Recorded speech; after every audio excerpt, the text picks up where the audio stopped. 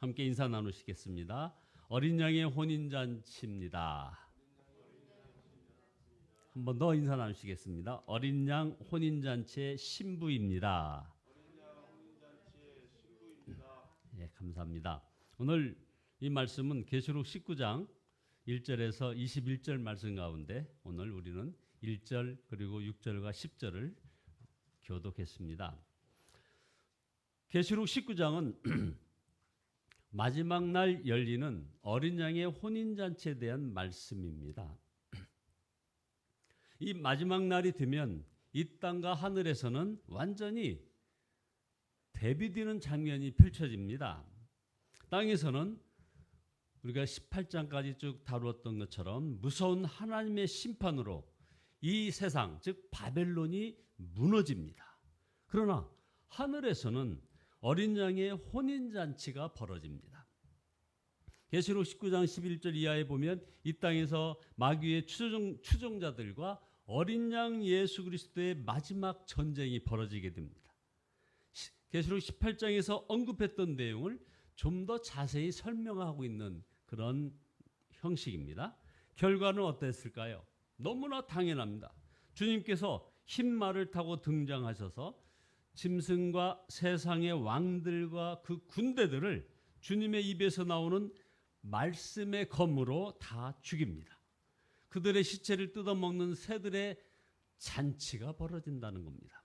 이렇게 바벨론이 멸망할 때 하늘에서는 엄청난 수의 하나님의 백성들이 4번 거듭 할렐루야를 외칩니다. 하나님의 구원과 심판과 통치를 찬양하는 그 소리가 얼마나 큰지 계시록 19장 6절에서는 큰 무리의 음성과도 같기도 하고 큰 물소리와 같기도 하고 우렁찬 천둥 소리와 같기도 한 소리라고 했습니다. 이어서 하늘에서는 어린 양의 혼인잔치가 열립니다. 7절에 어린 양의 혼인 기약이 이르렀고 그의 아내가 자신을 준비하였으므로, 여기서 나오는 어린 양은 바로 예수 그리스도이시고 신부는 그의 교회, 즉 성도들을 말하는 것입니다. 여기서 우리는 성도들이 교회임을 아시는 거죠. 성도의 삶은 이처럼 심판으로 끝나는 것이 아니라 신랑 되시는 예수님과 혼인잔치에 참여하는 것으로 끝난다는 것, 이것이 얼마나 감사한지 모르겠습니다. 에베소서 5장 24절에 보면 그리스도와 교회의 관계를 분명히 남편과 아내의 결혼 관계로 설명합니다. 그 말은 우리가 이 세상에 살다가 죽을 때 겨우 천국에 들어가는 사람이 아니라는 것이죠. 예수 그리스도의 신부로 들어가는 것입니다. 우리의 마지막은 상상할 수 없이 복되고 행복한 것입니다. 이것을 알고 나면 여러분, 지금의 나의 형편이 어떠하든지 우리는 행복한 것입니다. 할렐루야를 4번 아니라 100번, 1000번 해도 모자랄 것입니다. 그래서 9절의 천사는 어린 양의 혼인잔치에 초대를 받은 사람들은 복이 있다고 기록하여라 라고 말한 것입니다. 정말 복도 이런 복이 없습니다. 그 무엇과도 바꿀 수 없는 지상 최고의 복, 천상 최고의 복입니다. 그래서 요한은 자신과 성도들이 신부로 참여하는 이 어린 양의 혼인잔치를 보고는 너무 놀라서 그 말을 전해준 천사의 발 앞에 경배하려고 했습니다. 그때 천사가 다급히 요한을 저지하면서 10절에서 이렇게 얘기하고 있지 않습니까? 내가 그 발 앞에 엎드려 경배하려 하니 그가 나에게 말하기를 나는 너와 및 예수의 증언을 받은 내 형제들과 같이 된 종이니 삼가 그리하지 말고 오직 하나님께 경배하라. 예수의 증언은 예언의 영이라 하더라. 요한이 혼미해져 가지고 경배할 대상을 혼돈했을 정도로 어린 양의 혼인잔치는 정말 놀라운 광경이었습니다. 그러나 안타까운 것은 이런 신부의 기쁨을 가지지 못한 성도들이 많다는 것입니다. 여러분은 정말 예수님의 신부이십니까? 생각도 하지 않고 사는 성도가 아마 많이 계실 겁니다. 들어본 적은 있습니다 하는 분도 혹시 있나 모르겠습니다. 이런 신부가 신부이겠습니까? 약혼한 여인에게 당신이 그 사람의 신부이세요라고 물었을 때 그런 말 들은 것 같아요 하거나 아마 그렇겠지요 라고 한다면 그가 신부가 맞겠느냐 이 말입니다. 어떻게 이런 일이 벌어지는 것일까요? 실제로 믿지 않고 있다는 증거입니다. 이것이 정말 두려운 일입니다. 우리가 어린 양 예수 그리스도의 신부임을 분명히 믿지 못하면 어떤 일이 벌어지는 줄 여러분 아십니까? 바로 어린 양의 혼인잔치에 참석하지 못하는 것입니다. 누가복음 14장 18절에 보면 임금이 혼인잔치에 초대했는데 한 사람은 밭을 샀기 때문에 또 한 사람은 소를 샀기 때문에 또 한 사람은 장가 들었기 때문에 임금님의 초청에 거절을 합니다. 어떻게 밭을 사고 소를 사고 장가 가고 시집 간다고 주님의 초청에 거절할 수 있단 말입니까? 자신이 그 어린 양 혼인잔치의 신부임을 알지 못하는 경우가 바로 그런 거죠. 밭 사고 소 사고 시집 장가 가야 하는데 남의 잔치에 왜 가야 하겠습니까? 하는 것입니다.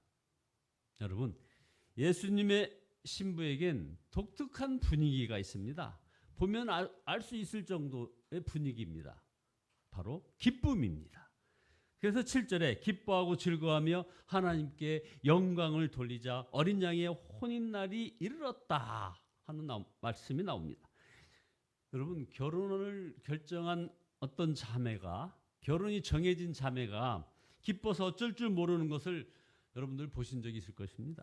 그것이 바로 신부의 분위기입니다. 그러므로 예수님의 신부가 슬프거나 화가 나 있거나 짜증을 부리는 것은 이건 너무나 이상한 것입니다. 무표정하게 있어도 이거 무언가 잘못된 것입니다. 자, 여러분들의 현재 그 내면의 표정 한번 생각해 보십시오. 혹시 슬프거나 화가 나 있지 않습니까? 짜증은 없습니까? 아니면은 그 모든 걸 다 고급지게 가리는 무표정 하고 있는 건가요? 여러분에게 어린 양의 신부에게 있는 그런 기쁨이 있느냐 하는 것입니다. 우리가 사람을 보면 슬프지만 주님을 보면 기쁩니다. 환경을 보면 낭망하게 되지만 주님을 바라보면 기쁜 것입니다. 이것이 주님의 신부가 누리는 기쁨인 것입니다. 주님의 신부에게 세상이 주지 못하는 기쁨이 넘치게 되면서 자연스럽게 의로운 삶을 살게 되는 것입니다. 이것이 또한 그리스도 신부의 분위기입니다. 주님은 신부에게 빛나고 깨끗한 모시옷을 입게 하셨습니다. 계시록 19장 8절입니다. 그에게 빛나고 깨끗한 세마포 옷을 입도록 허락하셨으니, 이 말씀을 가지고 어떤 목사님은 이 옷은 천국의 웨딩드레스다 라고 표현을 하셨는데, 천국 혼인잔치에 참석할 신부가 반드시 입어야 하는 예복입니다. 그래서 마태복음 22장 1절에 보면 예복을 입지 않은 자는 혼인잔치 자리에서 어떻게 됩니까? 쫓겨난다는 말씀이 있습니다. 그러면 이 빛나고 깨끗한 모시옷이 무엇을 상징하는 것입니까? 바로 우리 성도들의 의로운 행위라고 했습니다. 그래서 8절에 이 세마포 옷은 성도들의 옳은 행실이로다 하더라. 이 점에 대해서 우리 주님은 분명히 말씀하셨습니다. 마태복음 7장 21절에 나더러 주여 주여 하는 자마다 다 천국에 들어갈 것이 아니요 다만 하늘에 계신 내 아버지의 뜻대로 행하는 자라야 들어가리라. 말만으로 신부가 되는 것이 아니라는 말씀입니다. 삶이 의로워져야 천국에 들어가는 것입니다. 이게 바로 오늘 메시지의 핵심 아닙니까? 그런데 의롭게 살지 못하는 그리스도인들이 많이 있습니다. 세 번째, 어떤 분이 신부를 보시는 주님의 마음에 대해서 쓴 글이 있었습니다. 여러분 혹시 지금까지는 조금 혼미한 가운데 말씀을 들었다 할지라도 이 말씀 분명히 여러분들 기억하셔야 됩니다. 신부를 보시는 주님의 마음, 9가지 마음이 있습니다. 첫째, 나는 쓸데없는 소문을 퍼뜨리는 사람과는 결혼하지 않을 것이다. 여러분 어떻게 생각하십니까? 쓸데없는 소문을 퍼뜨리는 사람과는 우리 예수님의 신부로서 적당하지 않다는 그런 얘기입니다. 두 번째, 증오와 악의를 마음에 품은 사람과도 결혼하지 않을 것이다. 세 번째, 다른 사람들을 사랑하지 않는 자와 결혼하지 않을 것이다. 네 번째, 용서하지 않는 마음을 가진 사람과도 결혼하지 않을 것이다. 다섯 번째, 고통받는 자를 향하여 자비와 긍휼을 가지지 않는 사람과도 결혼하지 않을 것이다. 여섯 번째, 세상과 세상에 있는 것들을 사랑하는 사람과는 결혼하지 않을 것이다. 일곱 번째, 텔레비전이라든가 이런 핸드폰에 푹 빠져가지고 세상에 중독되어 있는 사람과도 결혼하지 않을 것이다. 여덟 번째, 다른 사람을 세욕의 눈으로 바라보는 사람이나 다른 사람의 것을 탐하거나 질투하는 사람과 결혼하지 않을 것이다.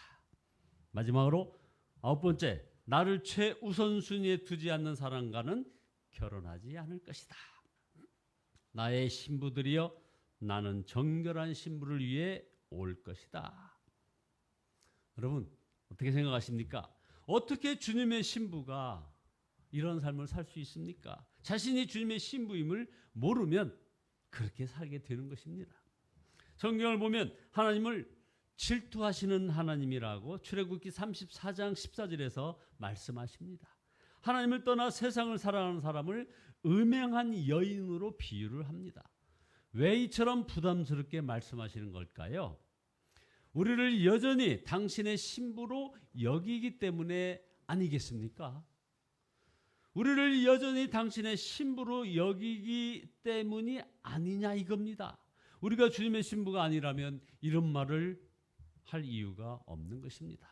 여러분들이 이 자리에 참여하시고 또 이 방송을 듣는 그 은혜가 왜 있겠습니까? 바로 여러분을 당신의 신부로 여기시는 우리 하나님의 인도하심 아니겠습니까? 그러므로 이런 부담스러운 말씀조차 우리에겐 은혜인 것입니다. 자신이 주님의 신부임을 믿어야 주님의 신부답게 살 수 있지 않겠습니까? 약혼한 사람은 다른 남자를 만나 교제하지 않습니다. 그러나 약혼하지 않은 여인이 다른 남자를 만나 교제하는 것이 문제가 될 이유가 뭐가 있겠습니까? 이처럼 예수님의 신부인 줄 믿는 것과 믿지 않는 것이 그 삶을 전혀 다르게 만드는 겁니다. 한 가지 예화를 소개하고 말씀을 정리하겠습니다. 우리나라가 일제강점기에 한국교회는 일본 왕에게 경배하라고 하는 무서운 압박을 받았습니다. 그때 일본 왕이 절하지 않았던 주기철 목사님은 교회 지도자들로부터 맹렬한 비난을 받았습니다. 여러분 잘 한번 들어보시기 바랍니다. 주기철 목사, 당신만 생각하지 마. 당신 때문에 교회 다 죽어. 사람이 지혜롭게 해야지. 당신 마음만 안 그러면 될 거 아니야. 그냥 고개 숙여. 잘난 척하지 말고 고개 숙이라고. 당신만 믿음 있어? 나도 믿음 있다고. 주기철, 당신 교만한 사람이야. 고개 숙인다고 마음도 숙이나? 어쩔 수 없으니 그런 것이지. 여러분, 마음만 아니면 되잖아. 그냥 고개만 숙이자라는 이 말에 대해서 어떻게 생각하십니까? 여기서 주님의 신부와 신부 아닌 자가 갈라지는 것입니다. 주님은 말씀하셨습니다. 마태복음 10장 32절에 누구든지 사람 앞에서 나를 시인하면 나도 하늘에 계신데 아버지 앞에서 그를 시인할 것이요. 누구든지 사람 앞에서 나를 부인하면 나도 하늘에 계신데 아버지 앞에서 그를 부인하리라. 자, 여기까지 말씀을 들으면 나는 너무너무 더러워. 나는 신부가 될 자격이 없어. 이렇게 낙심하시는 분들이 있을 것입니다. 그러나 여러분 낙심하지 마시기 바랍니다. 우리 하나님께서는 호세아에게 음탕한 고멜에게 장가들라고 하는 말씀을 주시지 않았습니까? 그것은 주님의 신부이면서도 주님을 배반하고 다른 남자에게 간 여인을 주님은 여전히 사랑하고 계심을 증거하고 싶었기 때문입니다. 믿어지지 않는 은혜입니다. 낙심한 이들은 이 은혜를 믿어야 합니다. 그러나 우리가 신부답지 않게 살아도 된다고 허락하신 것은 물론 아닙니다.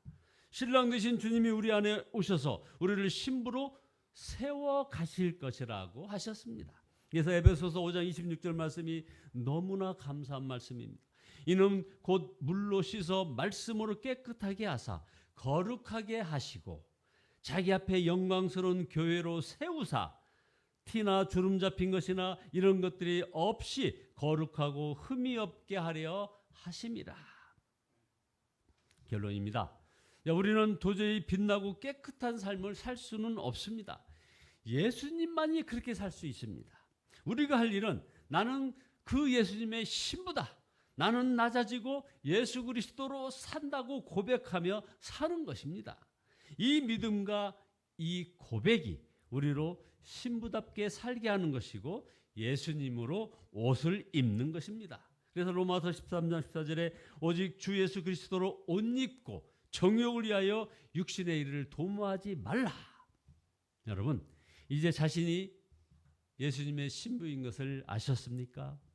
신랑이신 주님께서 이미 우리 안에 임하셨음을 항상 명심하셔야 합니다. 그러면 우리 인생의 모든 상황, 힘들고 병들고 막히고 어려운 모든 순간조차 우리를 예수님의 신부로 준비시키시는 과정임을 알게 됩니다. 기쁨의 사람, 의로운 사람이 되어가는 것입니다. 우리가 지금 드리는 이 예배도 어린 양의 혼인잔치에 참여하는 예행 연습입니다.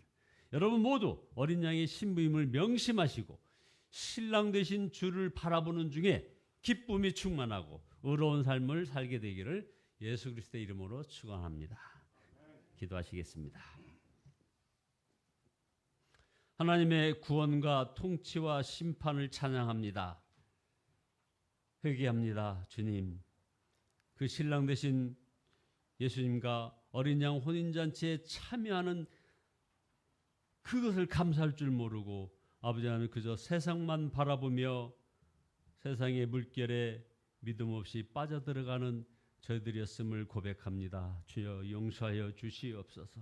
이제 우리가 어린 양의 혼인잔치에 참석하는 모든 예행 연습을 감히 해 나갈 수 있게 축복하여 주시옵소서. 신랑 되신 주님을 바라보는 중에 기쁨이 충만하고 의로운 삶을 살게 인도하여 주시옵소서. 그래서 모든 병자들이 아버지 앞에 일어나며 아버지 하나님 귀한 사명을 다시 한번 아버지 하나님 자각하고 깨닫고 충전하며 아버지 하나님 특별히 미국에서 사역하시는 우리 이강필 목사님 부부를 축복하여 주시고 아버지 더욱 강건하여 귀한 사역 잘 감당해낼 수 있도록 복의 복을 더하여 주시옵소서. 예수 그리스도의 이름으로 기도드리옵나이다. 아멘.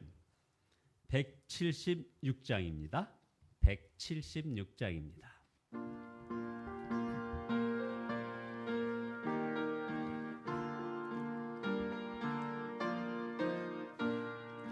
주 어느 때 다시 오실는지 아는 이가 없으니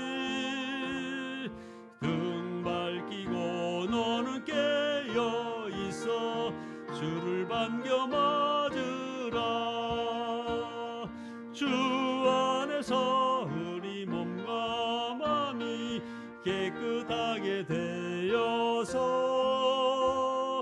주 예수님 다시 오실 때에 모두 기쁨으로 맞으라. 주 오늘에 다시 오신다면 부끄러움 없을까. 잘하였다 주님 칭찬하며 우리 맞아 주실까. 주 안에서 우리 몸과 마음이 깨끗하게 되어서 주 예수님 다시 오실 때에 모두 기쁨으로 맞으라. 주 예수님 맡겨주신 일에 모두 충성 다했나. 내 맘속에 확신 넘칠 때에 영원한 식 얻겠네. 주 안에서 우리 몸과 마음이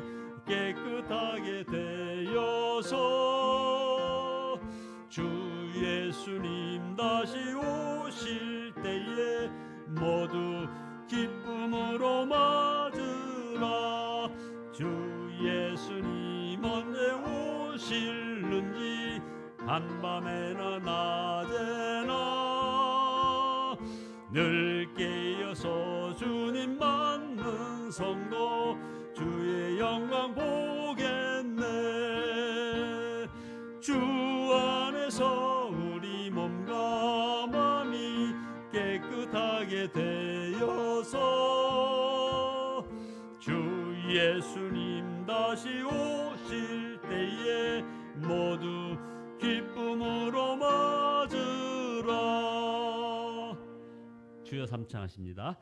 주여 주여